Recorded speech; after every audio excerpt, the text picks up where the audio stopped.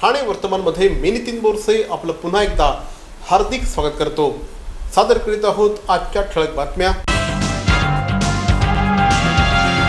ठाणे महानगरपालिका आणि DK foundation यांच्या संयुक्त विद्यमाने 100 फूट उंचीच्या उभारण्यात आलेल्या राष्ट्रध्वज स्तंभाचं अनावरण राज्याचे सार्वजनिक बांधकाम मंत्री आणि पालकमंत्री श्री एकनाथ शिंदे यांच्या हस्ते नुकतंच संपन्न झालं।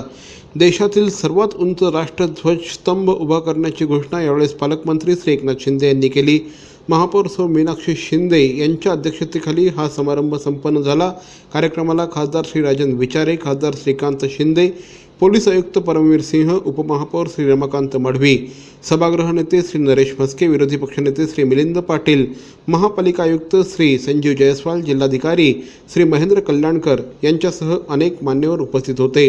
ठाणे महानगरपालिका आणि DK फ्लॅग फाउंडेशन यांच्या संयुक्त विद्यमाने हा प्रकल्प राबवण्यात आला असून गोल्डन डाईज नाका येथे 100 फूट उंचीचा हा राष्ट्रध्वज स्तंभ उभारण्यात आला आहे। या ठिकाणी सिंहमुद्रा, पोडियम डिझाईन आदी गोष्टी DK फ्लॅग फाउंडेशन यांच्या वतीने निर्माण करण्यात आल्या आहेत। त्याचप्रमाणे या ठिकाणी आवश्यक ते लँडस्केपिंग, परिसर सुशोभीकरण आणि विद्युत व्यवस्था ठाणे महानगरपालिकेच्या वतीने निर्माण करण्यात आल्या आहेत। देशभक्ती आणि राष्ट्रभक्ती जागवणारा हा राष्ट्रध्वज आहे आणि म्हणून या राष्ट्रध्वजाकडून सर्वांनाच एक प्रेरणा मिळणार आहे राष्ट्रभक्तीची आणि निश्चितपणे ही सदैव हा ध्वज या ठिकाणी फडकत राहणार आहे। आजचा दिवस अतिशय अभिमानची दिवस आहे ठाणे महानगरपालिका आणि ठाणे शहराकरिता, कारण पहिल्यांदा आपल्या शहरामध्ये 100 फूट उंचीचा ध्वज आपण आज केलेला आहोत राष्ट्रध्वजची। आणि विशेष म्हणजे DK फ्लॅग फाउंडेशन आणि ठाणे महानगरपालिकाने एक अतिशय रेकॉर्ड दिवसांमध्ये 51 दिवसांमध्ये हे पूर्ण म्हणजे प्लिंथपासून ते शेवटपर्यंत हे आम्ही उभे केलेलं आहे। आणि आजच्या या कार्यक्रमामध्ये लोकांचा प्रतिसाद बघितल्यानंतर मला आणखी असा विश्वास आहे आणि मला असा आणखी मी प्रेरित झालेला आहे की शहरामध्ये आणखी 4 ठिकाणे अशा प्रकारचे आम्ही ध्वज उभे करू। महानगरपालिकेच्या कार्यक्षेत्रात येत असलेल्या मध्य रेल्वेच्या पारसिक रेल्वे बोगदा येथे मागील वर्षी 21 जून रोजी संरक्षक भिंत ढासळली होती, मात्र अद्याप या ठिकाणच्या नागरिकांचं पुनर्वसन करण्यात आलेलं नाही।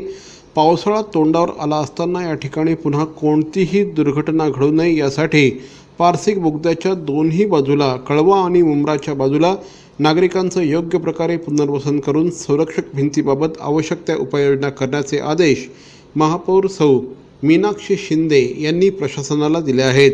मध्य रेल्वे लाईनवर पारसिक बोगदा येथे गेल्या वर्षी संरक्षक भिंत ढासळली होती। या घटनेत सुदैवाने कोणतीही आपत्ती ओढवली नाही। या घटनेनंतर खासदार डॉक्टर श्रीकांत शिंदे, महापौर संजय मोरे यांनी प्रत्यक्ष जागेवर जाऊन पाहणी केली होती। त्या ठिकाणी असलेल्या नागरिकांचं सुरक्षिततेच्या दृष्टीने योग्य पुनर्वसन करण्याबाबत निर्णय घेण्यात आला होता। तसंच संरक्षक भिंतीचं काम करण्यात आलं होतं, मात्र अद्याप या ठिकाणी कोणतीही कारवाई झालेली नाही। पावसाळा लक्षात घेता या ठिकाणी कोणतीही दुर्घटना घडू नये यासाठी आवश्यक ती कारवाई करण्याचे आदेश महापौर सौ मीनाक्षी शिंदे यांनी दिले आहेत। कळवा परिसरातील यशवंतरामा साळवी तरण तलाव गेल्या काही दिवसांपासून बंद असल्याकारणाने या ठिकाणी सरावासाठी येणाऱ्या जलतरणपटूंची मोठ्या प्रमाणात कुचंबना होत आहे। गेल्या 3 दिवसांपासून हा तलाव बंद आहे। त्याचप्रमाणे या ठिकाणी असलेली फिल्ट्रेशनची सिस्टम देखील बंद आहे। त्यामुळे ऐन उन्हाळ्यामध्ये तरण तलावामध्ये जायचे स्वप्न अनेक विद्यार्थी बघत असतात, त्यांना मात्र निराश व्हावं लागतं आहे। गेल्या 3 दिवसांपासून या ठिकाणी तलाव बंद आहे। त्याचप्रमाणे तलावाच्या पाण्यावर हिरवा तवंग आला आहे, त्यामुळे विद्यार्थ्यांची अधिकच कुचंबना होत आहे। जवळपास 3000 सदस्य या ठिकाणी पैसे भरून सरावासाठी येत असतात। दररोज 500पेक्षा जास्त जलतरणपटू या ठिकाणी येत असतात। या सगळ्यांची मोठ्या प्रमाणात कोंडी होते आहे। या संदर्भात स्थानिक नगरसेविका सौ अपर्णा साळवी यांनी या संदर्भात बोलताना सांगितलं की साधारणपणे 27 वर्षांपूर्वी या तरण तलावाची निर्मिती करण्यात आली। आता या तरण तलावाच्या निगा देखभालीची गरज आहे। यासाठी महापालिकेकडे सातत्याने पाठपुरावा करण्यात येतो, मात्र प्रशासन त्याकडे दुर्लक्ष करत असल्याचं अपर्णा साळवी यांनी सांगितलं। वास्तविक पाहता या तरण तलावाला जवळजवळ 27 वर्ष झालेली आहेत आणि जी फिल्टर प्लांटची जी यंत्रणा आहे ती 27 वर्ष जुनी झालेली आहे। वास्तविक पाहता गेल्या 10 वर्षांपासून आमचा पाठपुरावा चालू आहे की नवीन संपूर्ण फिल्टर प्लांट नवीन बसवणं तिथे गरजेचं आहे।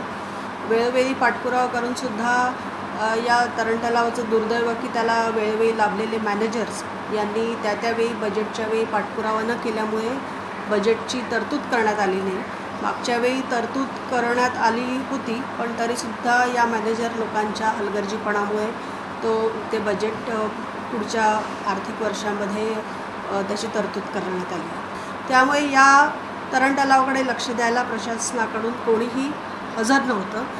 आजच कॉन्टॅक्ट झाला, आजच त्यांनी सांगितलं की उद्या मतमोजणी झाल्यानंतर आम्ही फ्री आहोत व उद्यापासून ती मंडळी त्या ठिकाणी तातडीची जी काही उपाययोजना करायची आहे ती करून या आठवड्याभरामध्ये ते काम पूर्ण होऊन मला वाटतं पुढच्या आठवड्यापासून चांगल्या रीतीने तरण तलाव सर्वांसाठी खुला होण्यास काही हरकत नाही.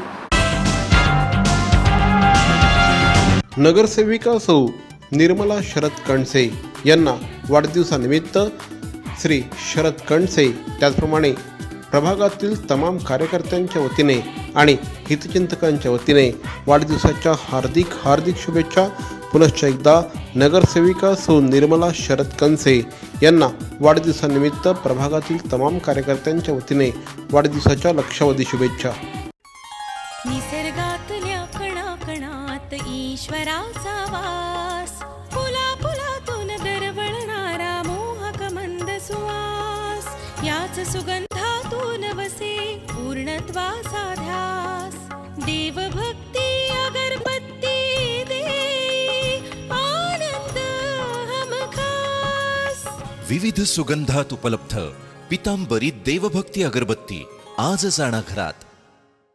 शिवसेनेच्या ज्येष्ठ नगरसेविका माननीय जयश्री रवींद्र फाटक यांना वाढदिवसानिमित्त नगरसेविका सौ मालती पाटील आणि लोकनेते श्री रमाकांत दादा पाटील यांच्या वतीने वाढदिवसाच्या लक्षावधी शुभेच्छा. पुनश्च एकदा नगरसेविका सौ जयश्री रवींद्र फाटक यांना नगरसेविका सौ मालती पाटील आणि लोकनेते श्री रमाकांत दादा पाटील यांच्या वतीने वाढदिवसाच्या हार्दिक शुभेच्छा. तेव्हाचा चिंग्या तसाच होता. माझे इथल्या बँकेत अकाउंट नाही, त्यामुळे माझ्याजवळ पैसे नाहीत. माझे पैसे तुम्हीच भराल का रे मित्रांनो? नंतरचा चिंग्या तसाच होता. काय करू मित्रांनो, आज माझी बँक बंद असते.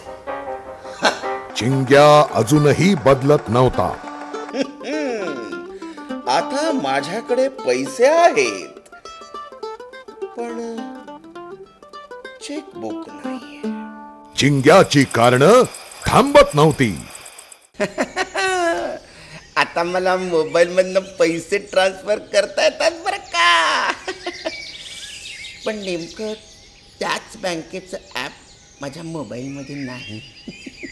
बस कारणं संपली.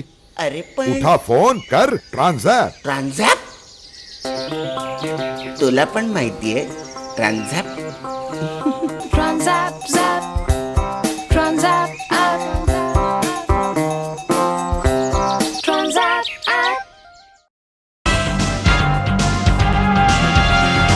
ठाणे शहरामध्ये काल रिक्षांचा संप पुकारण्यात आला होता. त्यामुळे परिवहन सेवेला मात्र घसघशीत फायदा झाला आहे. कालच्या एका दिवसामध्ये परिवहन सेवेने जवळपास 28,62,000 रुपयांचं उत्पन्न मिळवलं आहे. एरवी दररोज परिवहन सेवेला साधारणपणे 25 लाखांचं उत्पन्न मिळत असतं. कालच्या बंदमुळे परिवहन सेवेला जवळपास 3.5 लाख रुपयांचा फायदा झाला असून कालच्या दिवसामध्ये परिवहन सेवेने जवळपास 2,28,62,769 रुपयांचं उत्पन्न कमवलं आहे. या संदर्भात आज आम्ही परिवहन सभापती श्री दशरथ यादव यांच्याशी बातचीत केली. ठाणे शहरामध्ये काल रिक्षांचा संप होता आणि या रिक्षांच्या संपामुळे प्रवाशांचे मोठ्या प्रमाणात हाल होतील असं वाटलं होतं. मात्र ठाणे महानगरपालिकेच्या परिवहन सेवेने काल नागरिकांना चांगली सेवा देण्याचा प्रयत्न केला आणि त्या माध्यमातून परिवहनला देखील चांगला फायदा झालेला आहे. परिवहनच्या उत्पन्नामध्ये काल सर्वाधिक वाढ झाल्याचं बघायला मिळालं. जवळपास 28 लाख रुपयांचं कलेक्शन काल परिवहनचं झालेलं आहे. आत्ता परिवहनचे सभापती श्री दशरथ यादव आपल्याबरोबर आहेत. साहेब सांगा, कालच्या दिवसामध्ये परिवहनचं सगळ्यात जास्त उत्पन्न तुमच्याकडे आलेलं आहे. जवळपास 28 लाख रुपयांचं उत्पन्न परिवहनला मिळालेलं आहे. काय सांगाल? ते परिवहनचं जे उत्पन्न वाढलेलं आहे ते आता आम्हाला एक दिवस अगोदर कळाला होता की रिक्षाचा संप आहे आणि आमचे पालकमंत्री एकनाथ शिंदे साहेबांचा आदेश होता की प्रवाशांना काही त्रास होऊ नये आणि जास्तीत जास्त परिवहनची बसं निघायला पाहिजे रस्त्यावर. तर आम्ही जेवढे जास्तीत जास्त बसं झाले तेवढं रिपेरिंग करून आणि आमचे जेवढे अधिकारी कर्मचारी सर्व एकदम रस्त्यावर उतरले होते. आमचे परिवहनची पूर्ण टीम उतरलेली होती आणि सॅटेजवर आम्ही उभं राहून प्रवाशांना त्रास होऊ नये म्हणून सर्वांना एकदम लाईनशीर गाड्यात बसवलं आम्ही आणि जास्तीत जास्त गाड्या रोडवर आणण्याचा प्रयत्न केला आम्ही. एकंदरीतच कशा प्रकारचे प्रयत्न केले होते तुम्ही? काल किती बसेस रस्त्यावर होत्या आणि परिवहन समितीचं काल सगळं लक्ष होतं का? कालच्या जास्तीत जास्त बस 292 बस बाहेर काढलेल्या होत्या आम्ही रिपेरिंग करून आणि सॅटेजवरून आम्ही 10-15 बस खाली उतरवलेल्या आहे की प्रवाशांना त्रास होऊ नये म्हणून. ती मिडी बस वगैरे खाली उतरून आपण भरून ज्या मार्गावर ज्या घोडबंदर रोड, कासरवडवली ह्या साईडला जेवढे जाणारे होते त्यांना बसून डायरेक्ट आम्ही हे केलं. एकंदरीतच कालच्या संपामुळे परिवहनचं उत्पन्न वाढलेलं, याचा अर्थ परिवहनची सेवा घेण्यासाठी ठाणेकर नागरिक उत्सुक आहेत. आता परिवहन याच्यातनं काय धडा घेणार आहे? नाही, हे तर खरी गोष्ट आहे की ठाणेकरांना आता हे आहे की परिवहनचं म्हणजे सेवा ते घेण्यासाठी इच्छुक आहेत आणि आमचा पण प्रयत्न असणार आहे की जेवढं जास्तीत जास्त आम्ही परिवहनला आपला बस ठाणे मार्गेला हे करू की त्यांना प्रवाशांना कुठलाही त्रास न व्हावं आणि जास्तीत जास्त सेवा भेटावं त्यांना. आता नवीन बसेस पण तुमच्या ताफ्यात आलेल्या आहेत. आता नागरिकांच्या तुमच्याकडनं अपेक्षा वाढलेल्या आहेत की अधिक चांगली सेवा मिळावी, यासाठी काय करताय? आता नागरिकांची जी अपेक्षा आहे आमच्याकडून आम्ही त्याच्यासाठी एकदम मेहनत घेतो आहे आणि नवीन जे बस येत आहेत आणि आलेले आहेत त्याला आम्ही चांगल्या रूटला नालासोपारा आणि भिवंडी, बोरिवली अशा ठिकाणी बस चालू केलेल्या आहे आणि जेवढे बस येणार आहेत त्यांना आम्ही प्रवाशांसाठी चांगली सुविधा देऊ. एकंदरीतच काही छोट्या छोट्या कारणांसाठी आता काही बसेसच्या फक्त काचा फुटल्या होत्या आणि त्यामुळे त्या बसेस उभ्या होत्या, 2-2 महिने बसेस उभ्या होत्या. ह्या अशा छोट्या गोष्टी टाळता येतील का? नाही, त्याच्यासाठी आम्ही तर आता मागच्या मिटिंगला आम्ही बसून मान्य आपले व्यवस्थापक संदीप माळवी साहेब होते, त्यांना चार्ज दिलं होतं. त्यांना सांगितलं आम्ही की आम्ही आता हे जे झालेलं आहे ह्याच्या पुढे असं होऊ नये म्हणून आता ह्याची काळजी घ्या आणि जे बस आपले हे जे थांबतात ते असं पुढे असं होऊ नये ज्याची की उत्पन्नाला आपला फरक पडावं. कालच्या रिक्षाच्या संपामुळे परिवहनची थोडीशी जी एक स्ट्रेंथ होती, परिवहनची जी एक कार्यक्षमता वाढवण्याचा एक स्कोप मिळाला होता आणि त्यातनं परिवहनचं उत्पन्न देखील काल वाढलं. जवळपास 28 लाख रुपयांचं उत्पन्न परिवहनला मिळालेलं कालच्या दिवसामध्ये होतं आणि एकंदरीतच ही सेवा जर अधिक सक्षम केली तर नागरिक निश्चितपणे तिचा फायदा घेऊ शकतील, हे यावरून पुन्हा एकदा स्पष्ट झालेलं आहे. आमच्याशी बोलत त्याबद्दल धन्यवाद. बॅरॉन मेन्स स्टुडिओचा लग्नसराई धमाका, 50% महासेल. किती? 50% महासेल. हो, कुठल्याही कपड्यांवर चक्क 50% ऑफ. बॅरॉन मेन्स स्टुडिओ ठाणेकरांच्या सेवेत पुन्हा एकदा नव्या रूपात, नव्या रंगात. अधिक व्हरायटी आणि तत्पर सेवेसह Baron men's studio. Ethnic men's वेअरचे भव्य शोरूम. Blazer suits, sherwani, Jodhpuri, Indo western, kurta suits, formal, partywear, shirts आणि ट्राउझर्सचे भव्य दुमजली शोरूम. बॅरॉन men's studio. पुरुषांच्या खरेदीचा एक वेगळा अनुभव. चला तर मग वाट कसली बघताय, सहभागी होऊ बॅरॉनच्या 50% महासेल मध्ये. बॅरॉन मेन्स स्टुडिओ, आमंत्रण हॉटेल जवळ, जिल्हा परिषदेसमोर, स्टेशन रोड, ठाणे. दूरध्वनी 022-2530-4837. बॅरॉन मेन्स स्टुडिओ. मरावे परी अवयव रूपी उरावे. अवयव दानाचा हाच संदेश जनसामान्यांपर्यंत पोहोचवण्याचा संकल्प घेऊन निघाले आहेत ज्येष्ठ समाजसेवक माननीय नानजीभाई खिमजीभाई ठक्कर ठाणावाला. त्याचसाठी काढण्यात आली एक भव्य दिव्य रॅली. अवयवदानासाठी सुरू आहेत ठिकठिकाणी जनजागृती सभा. लक्षात ठेवा, आपला अवयवदानाचा संकल्प वाचवू शकतो कुणाचे तरी प्राण, दूर करू शकतो कुणाचं तरी अपंगत्व अगदी कायमचं. फुलवू शकतो अनेकांच्या संसारात सुखाचे बगीचे. अवयवदानाच्या या महायज्ञात सहभागी व्हा. समाजरत्न श्री नानजीभाई खिमजीभाई ठक्कर ठाणावाला यांच्या पुढाकाराने जनहितार्थ प्रकाशित. अहो, आपण आपलं घर स्वच्छ, सुंदर, नेटनेटकं ठेवतो ना, मग आपण आपल्या शहराच्या बाबतीत उदासीन का? आपलं शहर स्वच्छ, सुंदर आणि नेटनेटकं ठेवणं ही आपली जबाबदारी आहे, हो ना? मग उचला फोन आणि विना परवाना होर्डिंग्स, बॅनर्स कुठे दिसले तर 1800-222-108 या टोल फ्री क्रमांकावर कळवा किंवा 75069464155 या भ्रमणध्वनीद्वारे आपली तक्रार नोंदवा किंवा महापालिकेने तयार केलेल्या स्टार ग्रेड ॲप्लिकेशनद्वारे आपली तक्रार नोंदवा. त्याची दखल त्वरित घेतली जाईल. लक्षात घ्या, आपला छोटासा सहभाग आपलं शहर स्वच्छ, सुंदर आणि नेटनेटकं बनवू शकतो. जसं आपलं घर तसं आपलं ठाणे शहर.